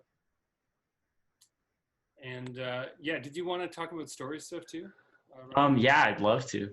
Cool. If you have the opportunity to. I do. Yeah. We got time, Great. right, Monica? Can I get a amen? Can I get a nod? Cool. So the story stuff, I watched your reel. It's really fun, and I just love that you have like a bunch of different stories here. So I instantly thought like, okay, this guy Riley, he wants to be it's gonna be cool. Just keep dreaming up these ideas. They're so creative. The James one, is this one you're actively still working on? Yeah, so this was for my pre-production class. Now I'm in the production phase of it. Cool. So I'm like animating it out and stuff like that. Awesome. And when is is this project like going to be done in a month? Like, I wish. It's a bit further down the road. I bit off a little more than I could chew in terms of like the length of it versus the time I have in class to work on it. Right. But hopefully by the time I graduate. It's a big undertaking, and I think your animatic is really fun. I watched it, and I don't know, should we go through it? Let's see. I would I'm trying to volume down a little bit. Can you guys hear the volume on your side? Yeah. Okay. Just gonna turn it down a little bit. So good news, if you want feedback on this, I think you could probably trim a minute or two if you really wanted to. I'll tell you the things that stood out to me, and really it, you know, I always recommend students to check out, just for pacing, check out Presto, and just really like, Presto is one of Pixar's shorts by Doug Sweetland. I'm in love with this film because it just, I mean, I could do a whole class on breaking it down, but It's really just like you look at the first frame and it's set up right away. It's like, here's this kind of cocky magician and his rabbit that, you know, he doesn't give the spotlight to and is obviously hungry for the carrot. It's like you get that in one scene, basically 20 seconds. You know exactly what the setup is for the short, and then, you know, 10 to 20 seconds later, and still in the first minute, you get what the catalyst is, which is like the bunny is hungry and the magician didn't make time to feed him. So the bunny wants the carrot. You understand everyone's want, and it's like break into act two. And act two is kind of split up into like the fun and games, which you have in your stuff, which is like all, you know, the promise of the premise. It's the kind of like why you want to watch this short. It's all the superhero stuff you're playing with. And they tie it up so nicely in the end, in the climax, and it finishes so quick, and it's just the pacing's unbelievable. And it is a 5-minute short, although I think yours can be trimmed down a little bit. And the reason I say that is because the middle section, when he's doing the fun and games, I kind of got the point after like 1 or 2 gags, Right. of what that is like, and I'm forgetting what, but there's like the grappling hook, and there's a few different ones, like climbing up the wall. Mhm. And I think you can either take those and quicken the pace, because right now let's just say that every gag is like 20 seconds, right? It's like trying to get up the building, fail, do this thing, fail. And I think you can ramp up those scenarios, kind of like what Presto does. It's like, here's one magic trick. You kind of set up the premise of it, and then they get quicker and quicker and quicker, and you don't need that whole like 3-beat setup, you know, fun and games and then payoff for each gag. So more of like a montage type thing once it gets to the later ones. Definitely. You could treat it as a montage or just quicker cutting within there. And it's I will say too, like pacing is such a hard thing. I know when I was a student, my student film was like, never look it up. It's the pacing's horrible, and it's a hard thing to like. You just have to keep doing it to learn. But it does feel like if you're crunched for time, you know, getting through this short to animate it, it does feel like that's the section you can trim up. And then I like this kind of reveal at the beginning, what they're playing.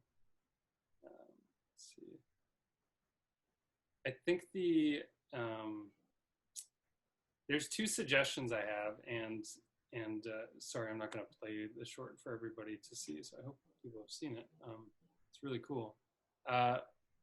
He's alone a lot of the time, which is okay. Like I think it's interesting to play a short where he's alone the whole time. You could introduce the other character towards the midpoint of the short, where they have a battle together. Maybe he gets one of the toys and they have a battle, and they learn to like play together, or they learn from each other. Mm-hmm. And you know, it's done in a lot of shorts. Like Day and Night is the one that pops out to me. Again, another Pixar short where I think if it was one character the whole time on his own, you could do the same thing, but it wouldn't be as fun. But because there's 2 characters and there's the back and forth, and you get the negative and positive, and you get them playing off each other, it's a little more fun to watch. So you could introduce that moment you have at the end a little earlier, get a little back and forth to break it up, and then still have the ending you have. I hate to cut up this flow. It is 7:46, and and Monica still has to go. If that's okay with you. Yeah, Melinda. Yeah, let's do that. So and Riley, please, like if you want to take this offline, just shoot. I'll shoot you an email. Okay. So you have mine, and send this my way, because I think you're really close with your short, and if you're biting off more than you can chew, I think there's a way to get it down to 3 minutes and still say everything you want to say with it. Great. Thank you so much. I'd love to hear more feedback about this. So. Awesome. I'll shoot you an email after this. Great. And I'll send it off. Melinda, thanks for cutting me off. I could talk for days. Oh no, it was super great. Thank you both, Trent and Riley. This was very informational. Yeah. It was great, Trent. It was. On to you, Monica. Well, hi. Everybody still awake? So, I mean, not that we would put you to sleep, but it's getting late. Okay, so Sammy, Monica, normally we only have 15 minutes, and we that is not enough time for for production management.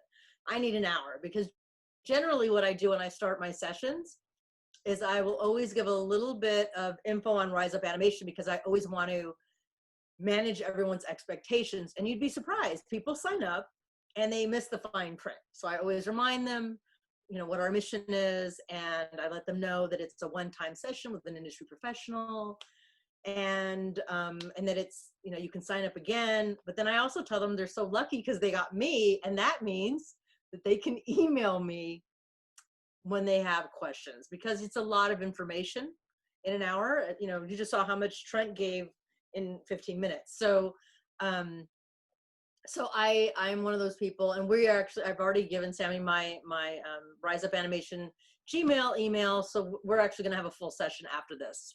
But after that, then what I would say to you is, you know, do you have an hour on your side? Because I have one on my side, and I want to spend the first like half an hour getting to know each other. So I tell you kind of about me to try to help break the ice. And then I would ask you about you, and that would be like your whole life story. Like, where were you born? Tell me about your family. Where did you go to school? You know, that kind of stuff. But we're going to save that for when we meet offline. Okay? Okay. And then we would go into kind of, I would ask you questions about, you know, so what is it you want to be doing? Why are you interested in production management? And then eventually we would get to your resume. And the reason I ask those questions are because I'm trying to figure out exactly what it is that is attracting you to the job, because those are the things that you want to be able to talk about. Because we are not being hired to be artists, what we have is just who we are, our personalities, and our skill set. So, you know, those are the things we would talk about, and I would hear about those things, and then I would look at the resume. So we're just going to go to the resume part for a minute, because I think that'll benefit people. And I actually have some examples of some resumes. It's very interesting.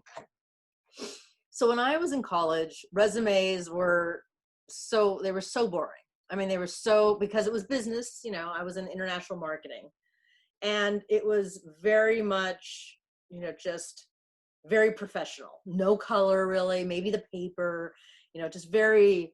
And so now today, if you look at the resumes today, whether it's an artist using it or a professional person, they do a lot of this split screen thing. So I'm going to share with you and tell you that I don't love that, and I'll tell you why.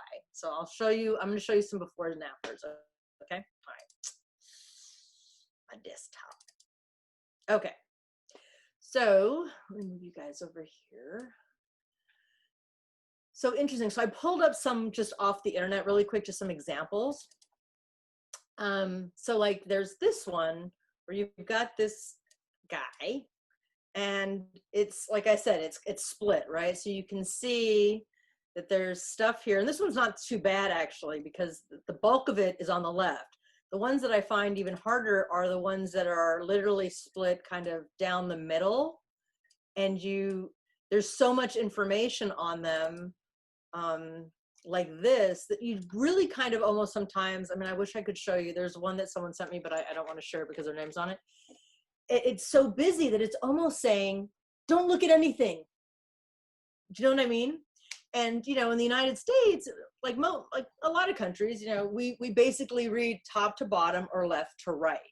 So we don't really do the pamphlet style. So having you know, you generally want to try to have your resume on one page. Unless you're someone like Ava DuVernay or somebody who has all these credits, you know, then okay, you can go to 2 pages. But generally, a lot of recruiters and a lot of producers or production people don't have the time to be looking through all that. They just really want to see who you are, what you've done, and, you know, some skills. One of the things I want to point out that I'm noticing people are doing a lot these days, which I think it's not a great idea. So I would dissuade is, so this little area here where it has like skills, this is just a blank one. Let me see. Yeah, it's kind of a blank one, but imagine for a moment that you're trying to list your skills. I have seen people's resumes where it says communication, 25%.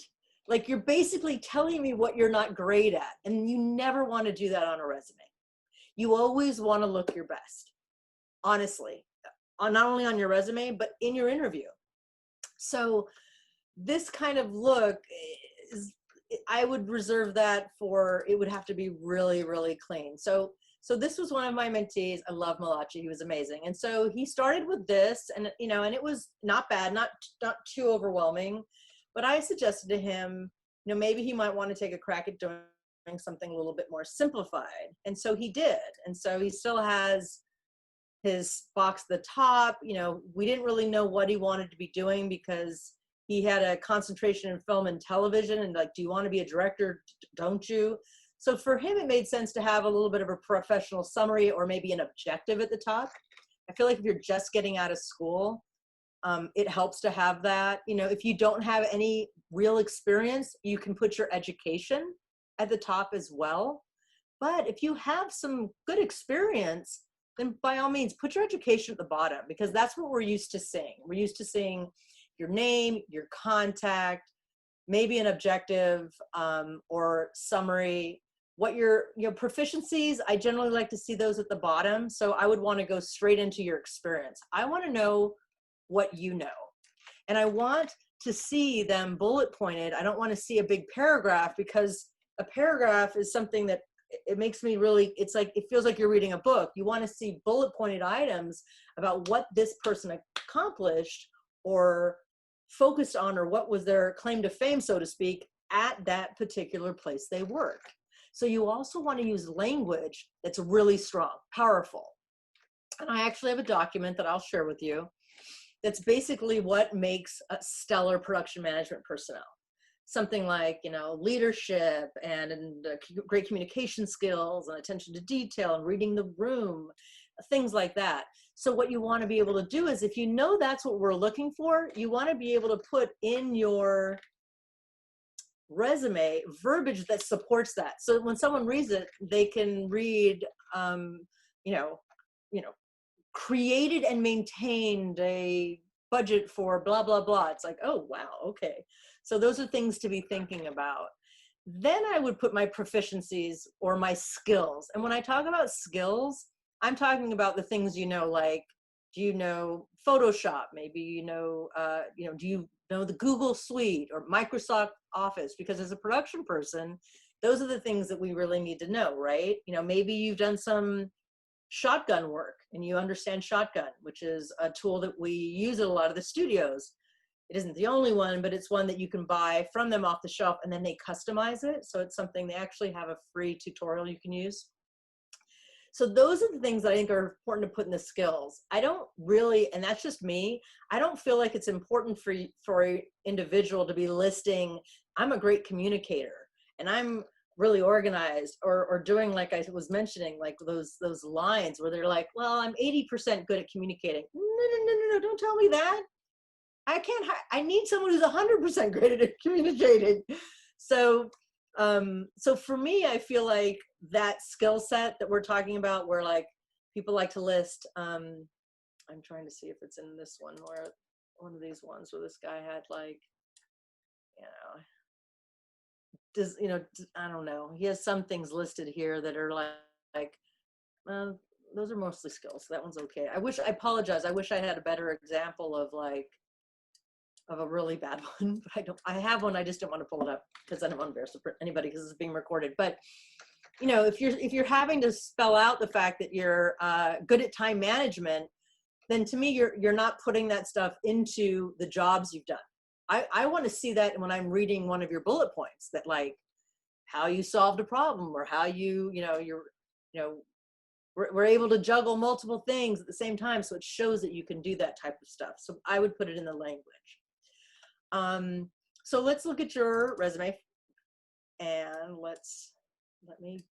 I would say that was the thing, because I looked at it beforehand and I noticed that it's in two sides. So it kind of makes me go, where do I want to look? You have the stuff there. You've got an objective, you've got your experience, but look at how little you're writing about your experience, because you're putting everything on the right side. I love that a skill to put your conversational Spanish is great, that you're proficient in these. Public speaking, I don't think you have to put that. We expect that that's what you're going to need to be able to do to be a production person. Punctual and organized. Again, I would take those off, and I would just just have a line item at the bottom where it has those skills. So if it were me, and I also don't think you have to put references on. If a person wants references, they will ask you for it. So that will save you room. So imagine putting your name at the top, like you have it, and maybe you want to split up your phone number and your email address, or you can put it together up there, but really kind of make it a delineation, and then have your objective, and then have your experience, your skills, and then your education. And I think you'll find every person I've verbalized that to, I'm always like, tell me, how do you feel about it now? They're like, oh my God, it feels so much better, because it's just so clear and clean. And what you want, yes, you want to stand out, absolutely. But you can do that with your name. I love that you've got some color in here, right? It's something I would have told you to do. Do the same with your name. Maybe choose a different font. That's where we get to show a little bit of our artistics, our creative selves is doing that. So I would suggest, putting your name, choosing a cool font with a color, make sure that color matches your other headers. You don't want to use too many colors. An artist resume can look that way. It can look really tacky if they want, because they've got a portfolio. We don't. So we need to be thinking about that. And then something else to think about is you don't have to list everything about yourself on it, because sometimes, and this is one of the questions I use, I'm kind of notorious for it. In fact, if I'm not in the interview room, or even if I am, people will go, okay, Monica, ask your question. And they're like, when you're not there, we ask it. And I'm like, okay. And so what my question is, because when you have like a half an hour to meet a candidate. So if your resume is great enough that I'm like interested and I want to meet with you, we get in the room together, you're probably nervous. That's just how it is. We're asking you about, so tell me about this. And I noticed this on your resume. And it's nerve wracking. So the question I always ask, because it's so hard to get to know somebody in such a short amount of time, is I will say, Sammy, share something with me. Share something, a passion or a hobby that's not on your resume. So it can't be about love of animation or film or any of that, because I know that's what I want to know. Something else. And then when you come out and say, wow, I can belly dance, I'm like, oh my God. You know what I mean? Or you're like, I can't tell you some of the things that people have verbalized that literally breaks the ice of the whole room. And they light up. You light up when you talk about something that you're passionate about, and you can really see the personality of the person. Because what it comes down to is your resume will say your abilities. I can do my best to discern by looking at it and how you've answered my questions. Like, I'm all right. But it's about the personality. Is a person going to be the right fit for the culture of where we're working? Disney had a very specific culture. And I think every studio has their own culture. And so they're always looking to see if someone's going to fit in. So anyway, that's just kind of my quick, it's already 8:02. That's my quick little thing for you. But what we'll do when we meet is we'll get each other's info, and we'll go into more detail, and I will actually look at what you've done, and I will help you craft the language to make it stronger. And then we'll do some mock interview stuff, because then I'm going to be asking you questions like that, like telling me something. Yeah, that sounds good. I thought you were going to ask me it right now, so I was like, okay, I think I'm ready. You can't. Go for it. Oh, okay, I was going to say my answer to that would be that I like taking risks and trying new things. So last summer, I went skydiving for the first time. See? Oh my God. Was that wild or what? It was really crazy. I have a fear of like roller coasters and when they drop like this way, but for some reason, like that vertical feeling, it was much worse. But it was only for like a split second, and then the rest was like amazing. I can't believe I did it. Was it a tandem jump? Yeah, I would never go by myself. That's too much. Oh, I'm so impressed. I'm so proud of you. So I've always wanted to do that, but my husband said to me, honey, because I had cancer and I have joint issues, he said, honey, with your luck, your chute will not open. You're not doing that. So we bungee jumped instead. And so I will say that I know what it's like to fall, to like jump and feel yourself fall. And I don't know about you, but my brain was telling me, oh, you wuss, you didn't jump. I like literally, my brain was trying to protect me because I jumped off a bridge, and I was in New Zealand at the actual site where they started bungee jumping. Well, aside from it actually came from Africa, but and I was literally, so you know what I mean? So what you just did is you gave us something that tells us something about you that's adventurous, cool, shows something about you, and it's something that you and I can relate on. I'm like, wow, I bungee jumped. See, that's about the connecting, finding those connection points.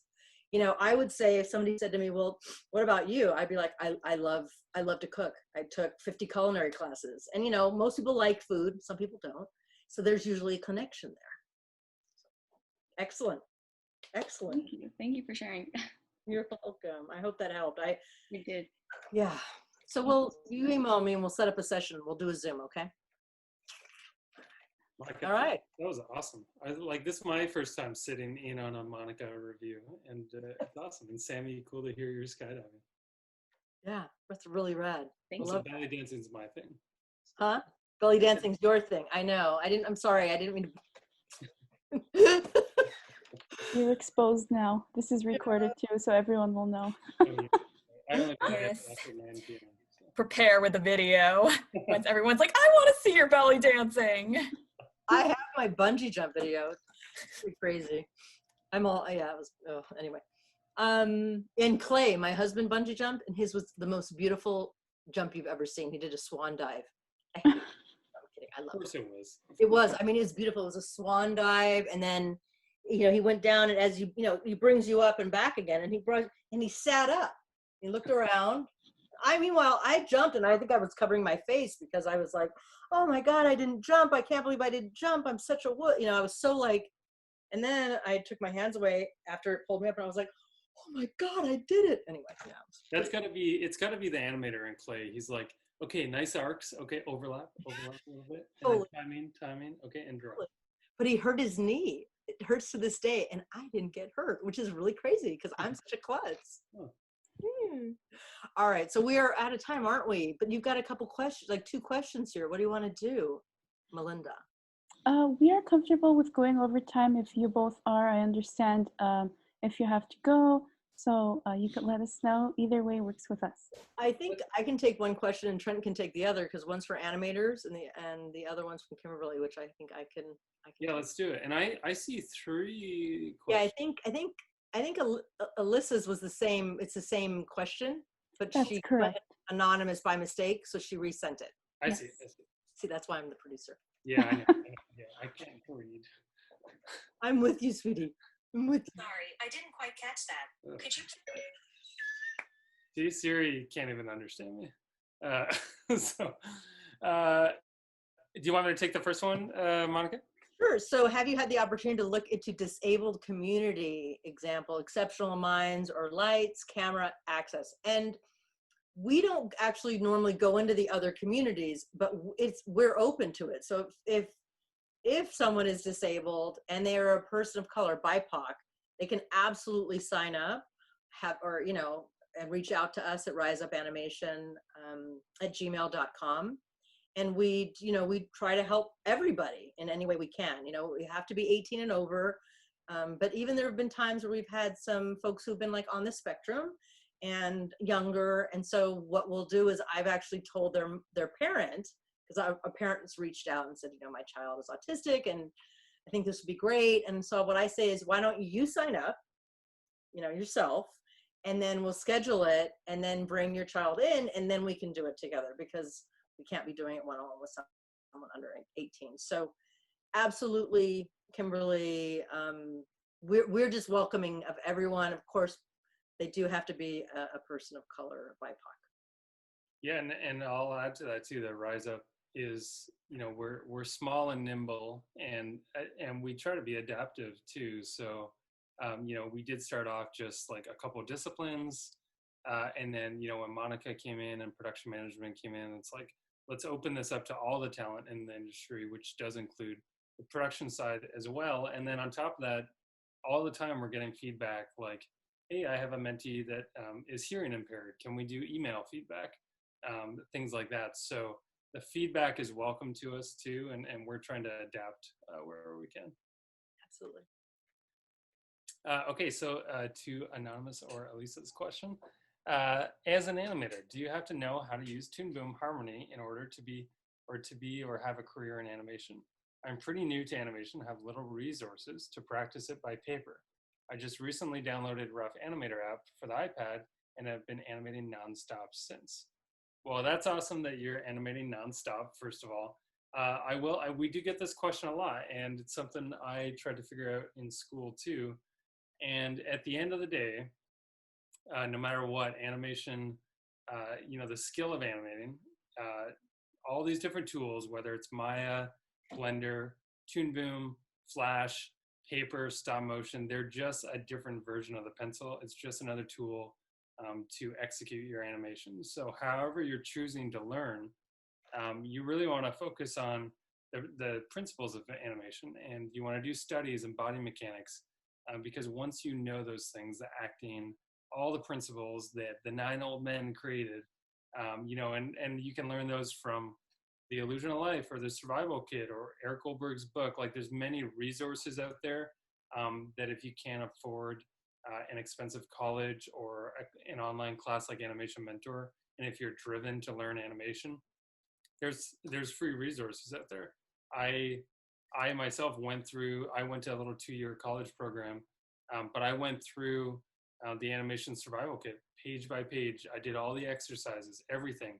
And I still go back to that book. Every time I have to do a walk cycle, back to that book, because walk cycles are the friggin' hardest things ever to do. So I would say, like, it's great that you're animating on the app on Rough Animator, because you're just learning.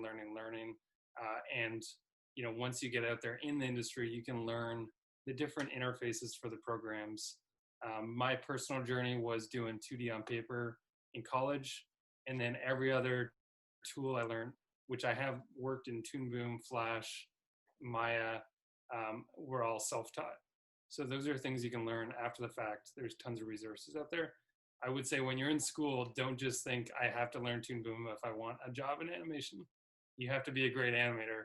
And if a studio sees that, some have training programs that will help coach you through that.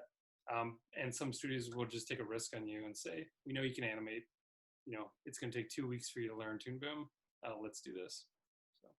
So. I have a follow-up question to that, Trent, because I do find that sometimes when I'm meeting with people and their ability to animate is only like I say only, but it's like Flash. Yeah. So it's very staccato and they don't draw. So I then try to, I feel like that can be a little limiting for them. I really feel like Flash is great if you already know, like what Trent is saying, the fundamentals. So then that's additive. It's just but I feel like it can be deceiving because you're like, oh, look, I'm animating because I'm doing it in Flash. And then you don't actually have the fundamentals to go work it somewhere else, even if it's a small studio, right? Yeah, no, Monica, that's a good point, actually. And I did get similar feedback to that, where I, at one point in my early career, had a demo reel that was all Toon Boom. It was all like cutout puppet stuff.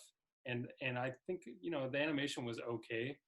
But really, I couldn't demonstrate like a lot of things that, Disney would never hire me just off that Flash or Toon Boom portfolio, because it's realistically, you can't do the subtle acting that you do in 2D or CG with eye darts and facial stuff and lip sync. It is paper cutout. So Monica has a great point that you have to be able to show your chops.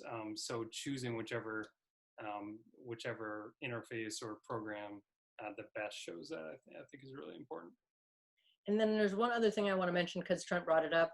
I do think if anyone is interested in being in animation, and I don't mean just animators, but if you really want to have a career in animation and you do not have The Illusion of Life or have not read it, you're doing yourself a disservice, because that is the Bible. Mm-hmm. And imagine if you wanted to go to seminary school and you've never read the Bible. That wouldn't be okay, right? So I always say that, I was lucky that a couple of the 9 old men were still alive when I was first at Disney. And I just think it's something that you should, you don't have to buy it. You can get it, rent it, whatever, but just be looking through it, reading through it. It teaches you so much about the fundamentals. It is literally the beginning of everything. And, it's just brilliant. And Monica, would you agree that, because I've done this, I think it has to be reread like every 5 to 10 years, because I read it when I was in college and I didn't understand like 2/3 of it. And then I read it again 5 years later and new things clicked. and I read it last year actually, and a whole new level of things clicked. So Absolutely. it is the Bible. It Totally. is the Bible, and I tell it to every mentee. So I just wanted to share that here. Yeah, and I'll just add one more thing to the Toon Boom question is, it's important to look for training programs out there, at all different studios. Some of them will help you kind of like get used to new programs or mediums. And we do have people we take a risk on sometimes that apply to Disney, with a full 2D portfolio on paper, and they get hired as a CG animator. We've had, Katie Lowe is a good example of someone who had only stop motion really on her reel, and some really creative stuff. And she came into our training program and learned CG. So the tool is easy to teach. The skill of animating and acting and performance is not as easy. So. Absolutely. And I think having the ability to draw, even if it isn't the best drawing, but just being able to, especially if you're in CG and you can do some drawing, one day you may want your supervisor, you're helping someone to be able to try to do a draw over. I mean, look at what Frank was able to do, right? His pen was too thick, and he communicated beautifully. Like I was like, yep, I kept going, because that's what happens when you spend your whole life around it. You just get it. So anyway, well, thank you for having us. Well, thank you so much, Monica, Trent, and of course, Bobby and Frank too. We appreciate your time so much. This has been nothing short of wonderful. And thank you, Monica, for setting this up with me. It has been an honor to get to know you. You're terrific. You all are. And to all the students who went through the portfolio review, you're brave. Your material is great, and your futures are very bright. Yeah, I'm so proud of you guys. I'm so glad I got to, seeing everybody in the chat, but seeing your faces, and because I saw your work and being able to put a face to the work, it was lovely to meet you. Thank you guys for doing this with us. Yeah, and thank you for reaching out too. And what an amazing club you have at the school of like-minded people that want to rise up in the animation industry. So thank you for having us. Yeah. Thank you for the opportunity, guys. Oh, you're welcome, Claire. You guys have a great, I always say American Thanksgiving because Canada's online and they already had theirs. So have a great holiday, and, keep safe, okay? I sound like somebody's mother, and I have no kids. I just have a dog. But anyway. There's no shame. Be a dog mom. I'm a dog mom, yeah. Yeah. Good luck. Family knows no species. Right? Good luck as you all graduate too during COVID, these difficult times. We're thinking of you every time I hear of students going to school now and struggling with that. We're thinking of you, and you guys are champions for getting through it. Yeah. All right, and we'll see each other later. Okay. Okay. All right. Bye. Take care. Bye. Bye.